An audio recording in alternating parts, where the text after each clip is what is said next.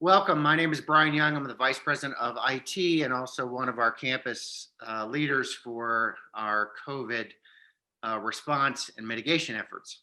We're excited today. I'm excited also to be joined by my colleagues who will introduce themselves at various times throughout this Zoom. But we'd also like to share with you a couple of elements about our spring return. And we're excited to be able to share that we hope to continue to bring students back throughout the J block and spring terms, and wanted to share a few elements of protocols that will be in place as you return from the holidays. Let me start by talking about the testing environment. As you come back for J block or the spring semester, everyone will be tested upon arrival. Those arrival dates will be staggered, and you'll hear more information about that at a later date. But every student will be tested upon arrival, and we will be asking all students to make sure that they take proper protocols and proper quarantine efforts, enhanced isolation, enhanced quarantine efforts, so that you can mitigate the spread of any COVID risk while you await your test results. Hopefully our test results and our turnaround times will be fast, but we will be asking everyone upon arrival and upon test to wait and get your test results before you sort of move about campus in a more free way.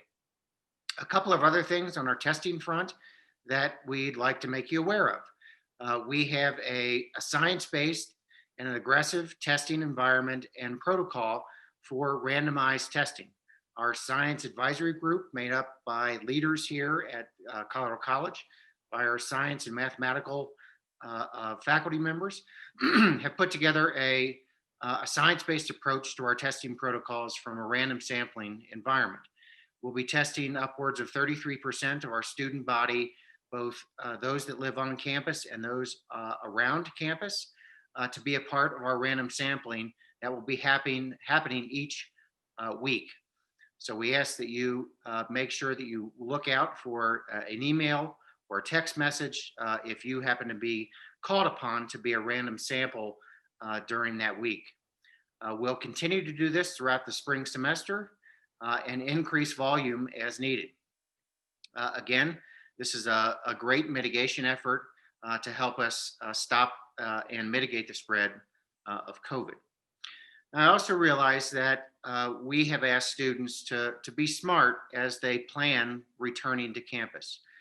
Be smart about trying to quarantine as much as possible. We realize that it's the holidays, but we ask that you just be smart before you plan your trip back to campus. Try not to be in large gatherings. Try to isolate and quarantine as much as you can upon coming to campus and being tested. Again, we realize that over the holidays that asking students to strictly quarantine is a tough request. So we're asking that you just be smart about your practices and your protocols at where you are before coming to campus. We have a number of other mitigation efforts also on our testing front that have been led by our science advisory group. And I'm going to ask Andrea now to introduce herself, but also talk about some other mitigation strategies that the college is doing to keep you and everyone safe throughout J block in our spring semester. Andrea? Thank you, Brian. I'm Andrea Bruder, Associate Dean of the Faculty and an Associate Professor of Mathematics and Computer Science. And I'm also chairing the Science Advisory Group that was formed in response to the pandemic as an advisory body to senior leadership at CC. CC's extensive testing program and contact tracing efforts have helped us to keep the number of cases on campus low. Testing and tracing are strategies that we're using in addition to the everyday measures that we are all contributing to: social distancing, mask wearing, and hand washing protocols. We are all working together to keep our community as safe and healthy as possible during COVID. We're also partnering with our local health department, El Paso County Health, as well as with a group of national public health experts from Crown and Company. Most recently, we've added wastewater testing to our testing program for an additional layer of safety. The coronavirus can be detected in wastewater up to 4 days before people become infectious.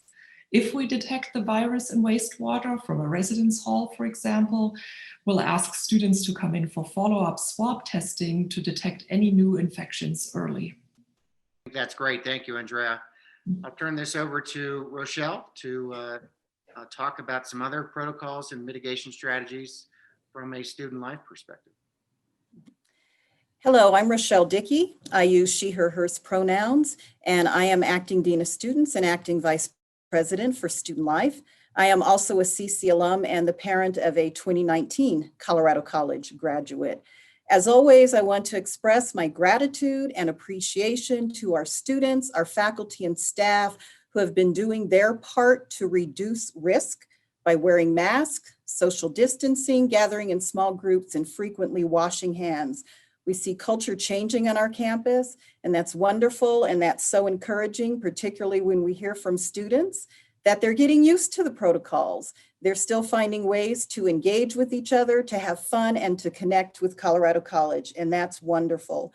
And we know that those of you who have not been with us during first semester have still been doing your part in your own communities to keep your communities safe wherever you are. And I just want to echo what Brian Young just said. Really do your part. Practice even more caution as cases are on the rise. So again, thank you for engaging in those even more risk mitigation protocols before coming to campus.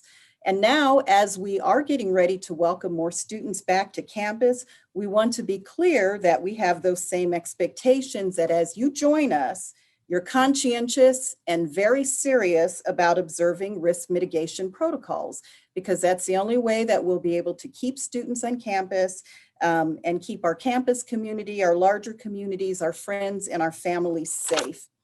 I want to draw your attention to the Colorado College Community Commitment, which is on the main COVID website. So please check this out if you haven't already. This is our commitment as a community to practice inclusion and patience, to monitor our health and care for ourselves, and observe prevention measures. So I encourage you to read that and to add your name in support. Now, for all students who will be living on campus with us, or even if you're off campus, but you're still local, and let's say you want to be able to come to Warner Center or for the gym, or to the gym, for example, we also expect that you participate in arrival and the random sampling testing, again, that Brian mentioned. There's several things that we require of our students to participate in the testing protocols.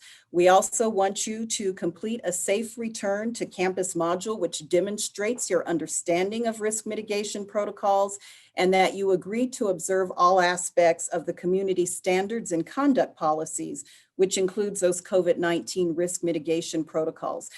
So it's very important, and I'm really going to repeat that part. All of our students, whether you're going to be in campus or you're local and you want to come to campus, we really expect that you participate in the testing and to fully cooperate with contact tracing efforts. And it's really important for you to know that you could lose access to campus or not be granted access to campus if you're found in violation of our risk mitigation protocols, or if you're not participating in our testing protocols. So we thank you in advance for that.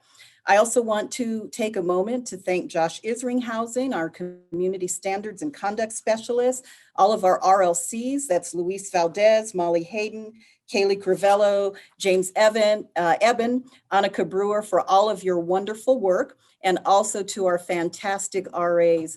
All of you have done such a great job in communicating with students about what our expectations here on campus, and we really appreciate that. Lastly, I know that a lot of you have questions about this pod model living that you've been hearing about, in which students group themselves into social and living networks for mental, emotional, and physical health benefits. The model has been very successful at other institutions. And also here, we've had students trying it on their own, and we're also beginning to implement this in our residences here on campus. Of course, one of the benefits is that this model can help us to prevent large all-hall quarantines in the future.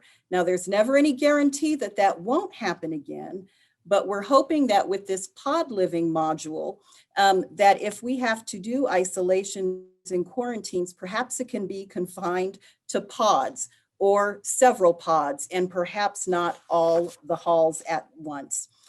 So we look forward to our continued partnership with our own scientific advisory group and El Paso County Health as we move forward with that model. So Edwin Hamada, our Assistant Vice President for the residential experience, is heading up the pod efforts along with his team and the pod squad and students involved in that. So students, over the next several weeks, you'll have an opportunity to hear more about what this pod living model looks like, and really to let us know your opinions, give us your feedback. We want to hear from you, how you think this can be successful and work on our campus. What are the perks to this model, the challenges and opportunities? So students, be on the lookout from that for information on that, so you can share your thoughts. And of course, Edwin Hamada will have more information in his pre-recorded session on spring housing. That'll be coming up soon,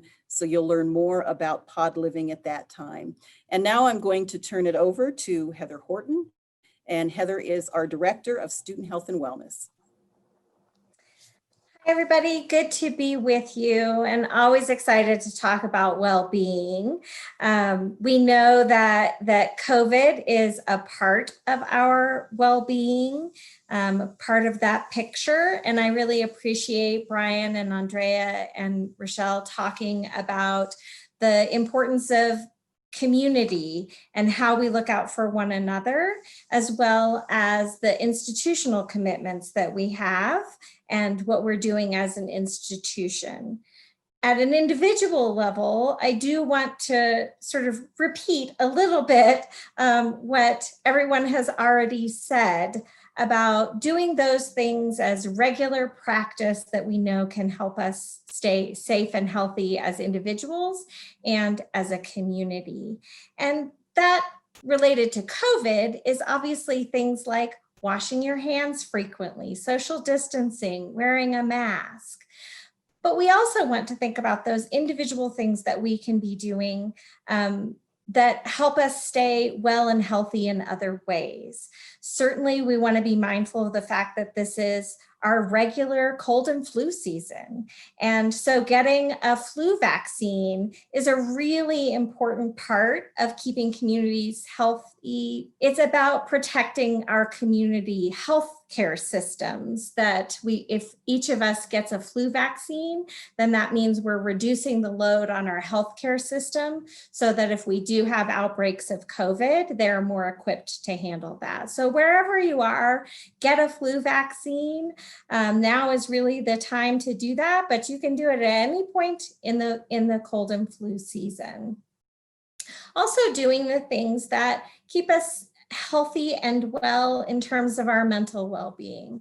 We are keenly aware that the world and the country, and for many of us, the individual places we're living, are facing many, many challenges with regard to systemic racism, violence, and division. And that's a stressful place for us all to be. And so really want to encourage people to be doing their own self-care with regard to their mental well-being, and thinking about the many points of entry that students have to resources and support systems here on campus, from online resources. And just a teaser, we're going to be rolling out a really exciting new well-being online platform for students that'll roll out in January. So look for that. That's really exciting. To skill building, to engaging in regular practices like meditation or other stress management practices, to being connected with your community. So those pods that Rochelle was just talking about, whether you're in a living pod or you're just staying connected to the people that help you still stay grounded and feel supported, is so important in these times.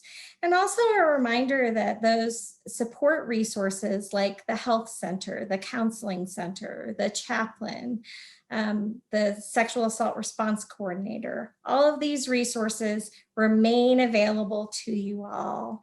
And we may be accessing those resources in different ways, but make sure that you're reaching out and asking for support when you need it, because there's a wealth of folks here on campus who are excited to help provide that support and resources and help when you do need it. So as we, oh gosh, we're almost at November.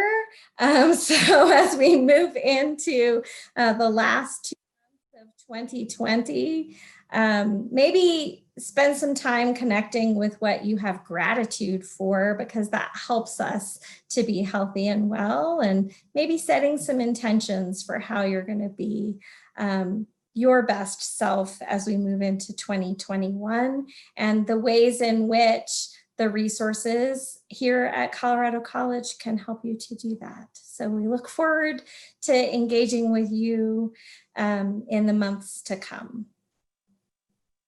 Great. Thanks, Heather. Thanks, Rochelle. Thanks, Andrea. And thank you for being a part and watching this Zoom today. We're excited to be able to have you back and more students back to campus. We're excited about our strategies to keep everyone safe. We're excited that our protocols and our mitigation efforts are working as planned. We're excited that our science advisory group and our campus community have fully committed to making sure that safety is a top priority. And so thank you for doing your part in advance to coming back to campus. It makes a difference. We look forward to seeing you soon.